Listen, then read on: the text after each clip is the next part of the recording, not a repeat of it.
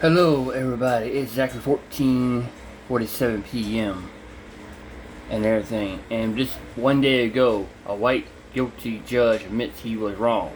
This is the problem about having woke people in our justice system. Meaning, they don't care about regulations, they don't care about seizures, none of that shit. They let the criminals get away and punish the victims. You see it in Cincinnati, what's going on. You've seen it right here, what's going on now. And everything. It's like, and you see what happened in Louisiana too about woke judges helping criminals get by with their crimes and shit. This is the kind of shit that is really destroying our country. Woke bullshit, that's what I call it.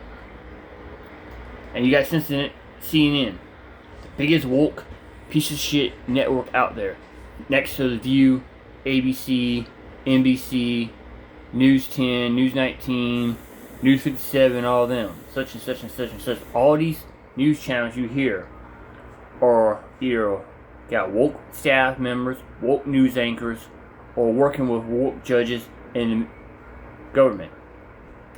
I'm going to show you just how woke and wrong some of these judges are in this video here, and many videos on top of that. Because I feel like they hoodwink people. It's all this basic jargon bullshit out there that some people don't know about, technical stuff about law and everything. I don't know, it is, to me, here's an old Southern saying, old Confederate saying, don't piss down my back and tell me it's raining. You can quote me from the movie from Outlaw Josie Wells. That is a Southern saying. Pride and true as the waters in Mississippi. So let's get to the video, shall we?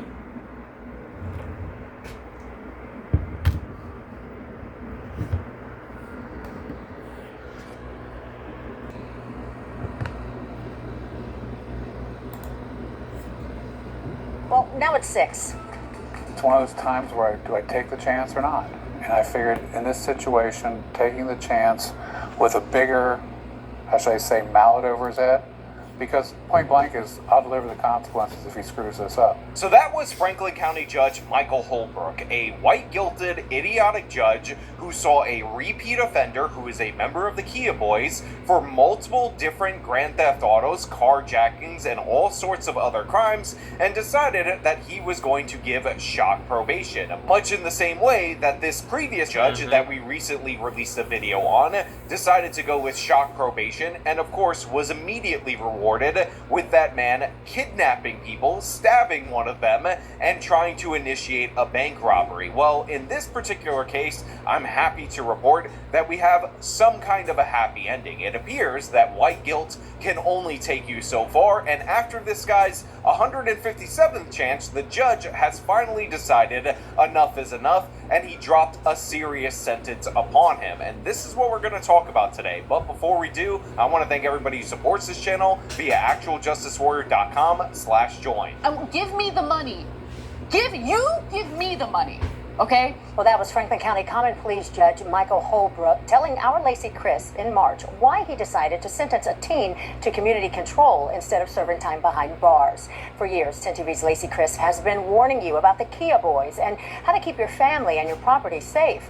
Well, today, one of those Kia Boys was back in Judge Holbrook's courtroom, now facing a nearly decade-long sentencing, a shift in tone for those looking to steal cars. So the local news presenter gives us an idea of what's been going on in this judge's courtroom and what's been going on in this area of Ohio, which is plagued by Kia Boys style thefts, which of course are done for fun, are done for entertainment, and lead to deadly consequences often enough that they should be a matter of concern. But like in many places post the Black Lives Matter riots of 2020, this area of Ohio has decided to institute a bunch of woke criminal justice reforms. They've decided to elect people who are soft on crime even to the judiciary. So time after time, despite the fact that the crimes keep escalating, they end up getting slaps on the wrist. They end up getting treated like innocent Baba Angel Aladdins who are just stealing cars in order to feed their starving family, or as was once said, no joke, by Jessica Burbank, they're stealing cars because you need cars to go to the grocery store to buy food for their family. Why are we seeing an increase in carjackings? I mean, we saw an increase in the price of used cars and trucks go up by 40%. That's a very high number. I think people are really struggling to afford cars, and it's really sad because you see the main contributing factor of this to be markups done by dealers of 35 and 65%, and you see them raking in record profits. So as the price goes up, their profits go up as well. They're not just accounting for, an incurrence of production cost. They're just raising the price as a part of their regular dealership markup, and people are really struggling. They need cars to go get groceries, go to work, what have you. Now that's the dumbest explanation I've ever heard to date for why kids do carjackings, and if you ever find yourself arguing against somebody who makes that counterpoint to you, just call an ambulance because they have brain damage and they need some serious medical help. And it would be shocking if there wasn't something immediately fatally wrong with an individual who makes that point. However, in this particular case, we actually have something even more shocking because we are used to these judges making these ridiculous rulings, whether they be motivated by wokeness or white guilt or, both, if we're being perfectly honest. Just never talking to the press, never owning up to their decisions, never owning up when they backfire. But in this particular case, the judge has admitted that he was wrong. His white guilt meter has finally run empty. The well is dry. Judge Holbrook told me he screwed up when he gave Akeed Benjamin one more chance and in March sentenced him to community control. Well, today, Holbrook sent Benjamin to prison. Look, we're going to hear a little bit later from this judge admitting that he was wrong, admitting that it was a bad idea to give this guy probation, despite the fact that he is an ongoing repeat offender. But I think it's important to hear from the suspect's mother, because the suspect's mother has a completely different take than many of you are expecting. This was Mom, Tiffany Hammond, back in 2023, begging for judges, for his own good, to punish her son for stealing cars. I've been begging and pleading. Please arrest him, lock him up, do something that's going to make him pay for the things that he's out here doing. Now look, I want to give the judge some credit for eventually coming to the right conclusion, for eventually sentencing this person based on his lengthy criminal history to an appropriate prison term. But when you have the boy's mother showing up to court, begging you to hold her son accountable because she understands that if you keep giving him no consequences, he's just going to keep committing crimes, and you still think that your white guilt takes precedent over that, you're a problem. You need to be removed from the bench. It's nice to see a bit of a turn from this particular judge on this particular case, but in reality, I think it's too little too late. This judge needs to go, and apparently a lot of judges in this county need to go because we see terrible decision after terrible decision coming from the judges on the bench over here, and I've had enough of it. But again, let's hear what happened after the judge, ignored the pleas from the mother to lock her son up. A month after that interview, Benjamin was shot while trying to steal another car. Last May, he was arrested in back-to-back days in Whitehall for his role in stealing cars and ramming into an undercover detective's vehicle. So look, the mom wanted him sentenced to a lengthy sentence for his own good. After she gave that interview to the news media, he tried to carjack somebody, ended up getting shot for his trouble, and then he was subsequently arrested in back-to-back incidents, and in one of those instances, he ended up crashing his car into an undercover detective. Obviously, this kid was a problem. Obviously, this kid was not only a danger to others, but a danger to himself. And despite the pleas from the mother, the warnings about the danger that her son was in and what she thought was for his own good, this judge still gave him a light sentence. This judge still gave him probation. This judge was like, oh my God, my white guilt heart has grown 3 times the size of normal, so what I'm going to say is that you're an innocent Baba Angel Aladdin who is only stealing cars in order to feed your starving family, and for whatever reason, a member of your starving family, your mother, who's not starving at all whatsoever, keeps telling me that I need to lock you up, but I'm not going to listen to her because what would she know? I'm going to give you probation because I think I like the cut of your jib. I think you happen to be a gentleman and a scholar whose kindness knows no bounds. Hey, why are you breaking into my car right now and driving away? What the hell is going on? This was the process that the judge went through. In March, Judge Holbrook sentenced Benjamin to community control. And we're caught up into the game. Now, I was told by the prosecutor no one was hurt. That was important to me. If someone had been hurt, it would have been a different decision. Look, this judge is an idiot. Let's just be clear about that. He may have Fucking ultimately idiot. come to the right conclusion after he was embarrassed publicly by the media, but he's an idiot. This guy stole cars multiple times. He got shot for his trouble. See, that's the trouble about woke judges, woke politicians, woke mayors, woke senators, woke governors, woke people on the council and the Senate and everything. They always give these criminals a freaking pass. I mean, a pass on everything. Oh, you're innocent, little man. No. Give him a pass. The mom. Now, that's a one red flag. The mom's telling you to lock her son up. If a mom tells the judge that her son should be locked up, take the mom's word, because the mom knows the child better than anybody else. 2. People on the jury and your counsel tell you he's a repeat offender. And he keeps repeating, doing the same offense over and over and over. 3. He's in a gang called a Kia gang, named after the car. Those 3 warning signs alone should told this stupid woke judge, lock his ass up. Now look at you. You gotta face backlash after backlash, memes, angry texts and social media, comments on YouTube, calling you an idiot, people walking up to you in public calling you a dumbass. If you just follow the fucking instructions to your gut, without feeling sorry for these sorry motherfuckers, based on the race of color or their skin, lock their asses up when they need to be locked up, you wouldn't have this problem. But no, this woke virus made everybody weak, soft, pathetic little pussies. That's how the woke are.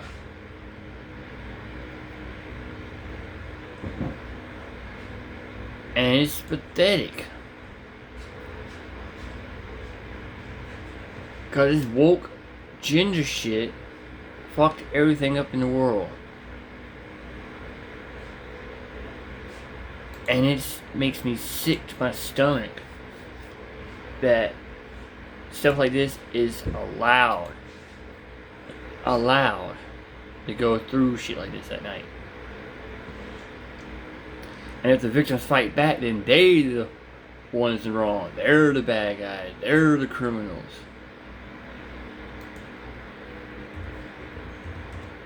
And I'm gonna tell you this, another thing you can blame. You can blame the Democrats for all this shit.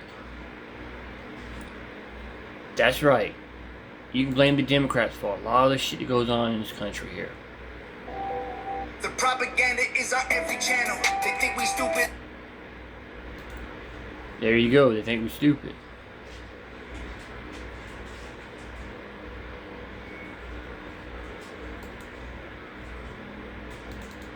That's what I'm saying, man.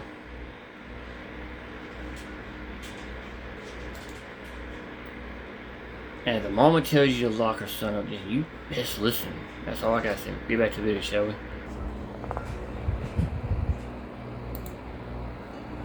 But in another instant, the one that he was looking at, he stole a car and then crashed it into a police detective's vehicle. And the fact that nobody was hurt is a by the grace of God kind of moment, because guess what? Somebody could have easily got hurt. This idea that we have to let behavior that we know is dangerous go on repeatedly, time and time again, and wait for somebody to get seriously injured or killed before we intervene is absolutely absurd. You want to know why Baltimore is experiencing lower than normal homicides? It's because they got a prosecutor over there called Ivan Bates that replaced the Black Lives Matter prosecutor Marilyn Mosby, the one who was indicted for corruption, by the way, and he actually prosecutes people who commit crimes with firearms, whether they be robberies, carjackings, whatever. He prosecutes those people, and he does this under the premise that if you commit crimes repeatedly while carrying guns, while using guns to commit said crimes, eventually that gun is likely to go off and then there will be a homicide. So he has this crazy idea as a prosecutor, again,